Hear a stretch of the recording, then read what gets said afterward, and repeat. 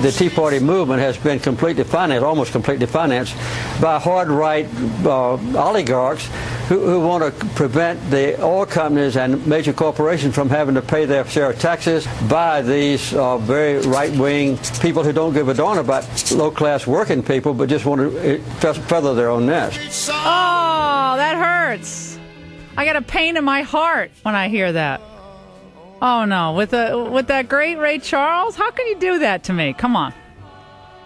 Joining us now, and I know he has a great sense of humor, the former President of the United States, Jimmy Carter, 39th President of the United States, 76th Governor of the great state of Georgia, and the only President of the United States, I believe, who ever graduated from the Naval Academy. And he joins us now. President Carter, how are you, sir?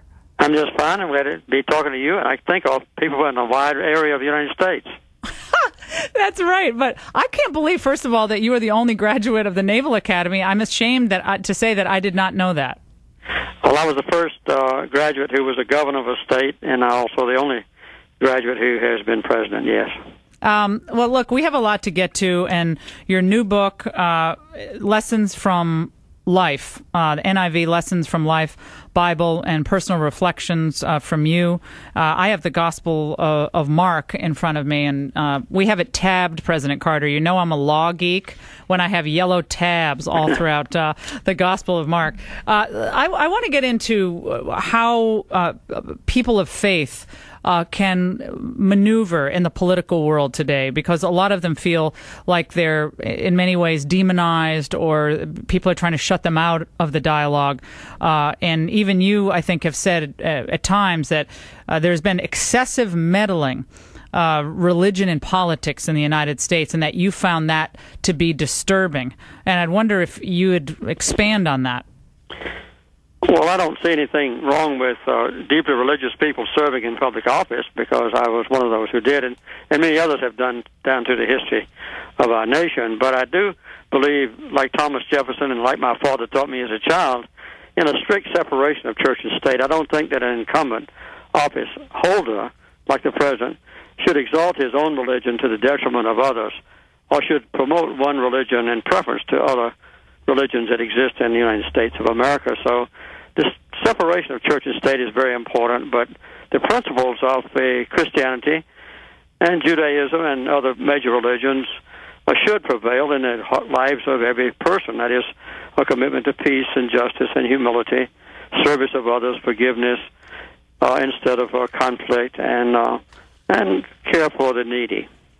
And when you look back at your time in Washington and so forth, do you think that the dialogue was less aggressive and people got along better because there were fewer media outlets or fewer players in the debate? Well, there was a much more harmonious relationship among all people in Washington, including Democrats and Republicans, and between the House and the Senate and the White House when I was there. And I think that this change has taken place in the last 30 years since I left the White House, because of a massive infusion of money into the political process and the use of a lot of that money just for negative advertisements to destroy the reputation or character of your opponent. And that animosity carries over into Washington. We didn't have that when I ran against incumbent President Gerald Ford, or when Governor Ronald Reagan ran against me as incumbent president. We referred to each other as my distinguished opponent. We never ran a negative ad. And as a matter of fact, we didn't raise a single penny from interest groups and lobbyists and so forth to run our general election campaign. Yeah, so you think the Supreme Court should have said that people shouldn't give that much money, or they shouldn't be allowed to give that much money in politics, that would somehow survive First Amendment scrutiny? That's right, and I think that the most stupid decision that the Supreme Court ever made, and one of the most damaging, was to rule that corporations are people, and that the major corporations now can give unlimited supplies of money to candidates of their own. How about choice. unions? And also very wealthy people can do so. Well, how about unions? Should unions be able to give unlimited money? No, I don't think either very wealthy people or corporations or unions. I'd like for it to go back to the way it was 5 or 6 years ago. And as far as the law is concerned, yes. Yeah, well, President Obama certainly is raising an enormous amount of money, and he's outspending the Republicans by, I think, Max, what is it, $50 million already just in the last 2 months or something? Huge amount of money spent by the left and, all Organizing for America, SEIU, all these groups. I'm of this weird view that more speech is better. I mean, I think more people, more voices, corporations, are actually, they're not just entities that live out there on their own. They are, staffed by people and have boards of directors and so forth. And that never bothers me. What I do find interesting, especially because you've written this, President Carter, is and you talk about the golden rule and treat others the way you want to be treated, which is obviously a wonderful principle. Yet you were incredibly tough on former President Bush in interviews, and we went back and watched some of the old Charlie Rose roundtables and talks you gave overseas about what he did, in your mind, to the reputation of the United States as president. Do you think that's appropriate for a former president of the United States to speak in such condemnatory terms about a sitting president? I never have said a single word against the character of an incumbent president, including President Bush, who's a good friend of mine. I did, though, reserve the right as a private citizen after I left office to criticize some of the policies of the president. In fact, when we went to war in Iraq under President George W. Bush, I thought it was a terrible mistake, and I reserve the right to say so. You think that's a positive thing when people who've actually sat in the White House become pundits about current policy? Yes, I do. Pundits, I don't know if I want to adopt all the connotations of the word pundit. No, wait a second. I'm a pundit. It's okay. Well, it's not that bad. You're on a pundit show selling your book, so I think that's actually okay. Well, you haven't referred to the book yet, but that's a very interesting thing. But I actually did. I read the title, but that's okay. You did that, and I appreciate it. Well, anyway, you're welcome. I think it's all right for a former president, if it's a private citizen, to make a comment about the policies of an incumbent president, as long as there's no adverse reflection on the character or integrity of the incumbent president. But policies are subject to debate among Democratic and Republican leaders and private citizens who don't have any party affiliation if they disagree strongly with the policies that are being discussed. We're talking to former President Jimmy Carter, NIV Lessons from Life Bible. And President Carter, I know you have a view of the Tea Party people. They're all being financed by by big money interests, the Koch brothers and so forth. But as a conservative talk radio host, I am linking to your book on lauraingraham.com because you have done great work and for the Habitat for Humanity, incredible work around the world, and I salute that. I think it's terrific, and it's that spirit, of giving that I think we should, we can all come together around that, and I think that's terrific. And President Carter, I was looking at the statistics of what's happened to Christians in the Middle East just in the last 7 to 8 years, and it is devastating. From the Coptic Christians and the Chaldean community, North Africa, Nigeria, Egypt. It is a portrait of devastation, demonization, and killing of Catholic priests during Mass in the Sudan. What are your reactions to this, given what we're seeing today in the Middle East with the rise of Muslim Brotherhood and more of a push for supposed democratic reforms? Well, I'm deeply concerned about it. I work very closely with some of those Christians. In fact, one of the most devastated groups of Christians are the ones that live in the West Bank and East Jerusalem. When I first went over to the occupied territories of Palestine, while I was governor back in 1973, about 15% of the total number of Palestinians were Christians, and now there are only about 50,000 left there, as they've been forced to leave their homes and had their properties confiscated. So, as you say, in many countries in the Mideast, now in Iraq, also to some major degree in Egypt and other places, including the West Bank and Gaza, the Christians are under duress.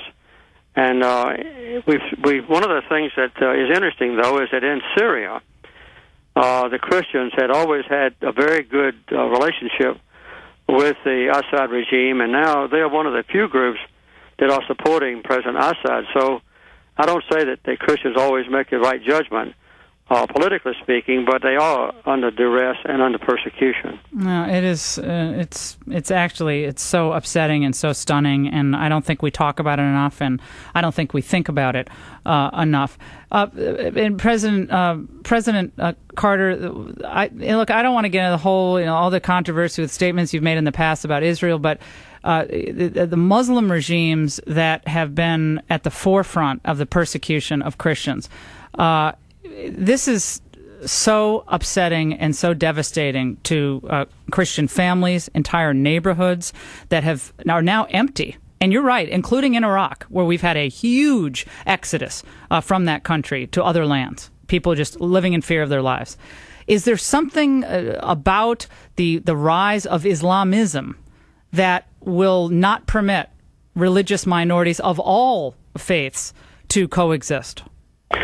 Well, I don't think, I understand what your question is, and I've already said I deplore any sort of persecution of a minority religious group, Christians, in Islamic countries. But there are other countries that also are strong democracies. The biggest democracy on earth is India. The second biggest democracy is America.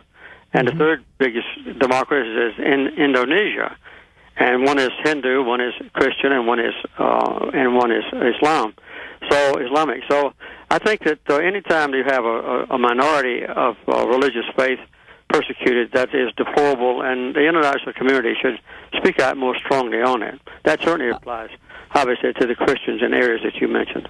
Your biblical reflections throughout, and I'm focusing on the Gospel of Mark, it's fun to read, and I think people who are listening to this show, it's a period of Lent and reflection, sacrifice, fasting, and I'm always joking, President Carter, that every day I'm on my journey of Lenten sacrifice, but I fall down, I pick myself up, I try to learn a little bit, and in the current debate of, let's say, healthcare reform with what happened at the Supreme Court over the last few days. Do you find there is a biblical underpinning for a universal coverage option or for a mandate that everyone have health care? Could you find a biblical connection to that? No, not directly, but when I mentioned the basic principles of Christianity, which I try to follow as best I can, obviously we worship Jesus as a Prince of Peace, and Jesus espoused the care for the poor and outcast people that couldn't care for themselves. He condemned the rich and powerful that persecuted or didn't care for those who were desperately in need. And I think that Jesus reached out also as best he could to people with whom he disagreed politically. So one of the basic principles of moral values, no matter what religion you have, is to care for those that are in need. And so I think that it's good for rich people in our country and moderate wage earners like I am to be willing to share some of my tax dollars that go in to people who are in need. And I would like to see universal health care in the United States as they have in most of the developed countries in the world. President Carter, there is to get into the weeds of the health care bill, but we're talking about promoting peace and understanding. I mean, yes. I guess I would ask you, is the abortion mandate in the health care bill that says that these exchanges offering abortion policies, is that moral? Is that biblical? Well, I never have believed that Jesus Christ would approve abortions, and that was one of the problems I had when I was president, having to uphold Roe versus Wade. And I did everything I could to minimize the need for abortions. I made it easy to adopt children, for instance, that were unwanted, and also initiated a program called Women and Infant Children, or WIC program, that's still in existence now. But except for the time when a mother's life is in danger or when the pregnancy is caused by rape or incest, I would certainly not and never have approved any abortions. And President Carter, I think there are a lot of friends of mine who say if the Democrat Party were the pro-life party that it was in the 1960s and before, a lot of people today still say, I'd be a Democrat. I mean, I have friends that I would be a Democrat, and I think that is that's been a tough development in many ways, and a lot of people disagree on this issue. But looking back, 1976, you won every state in the South. You won every state in 76, and no president, no Democrat running for the presidency has come close since.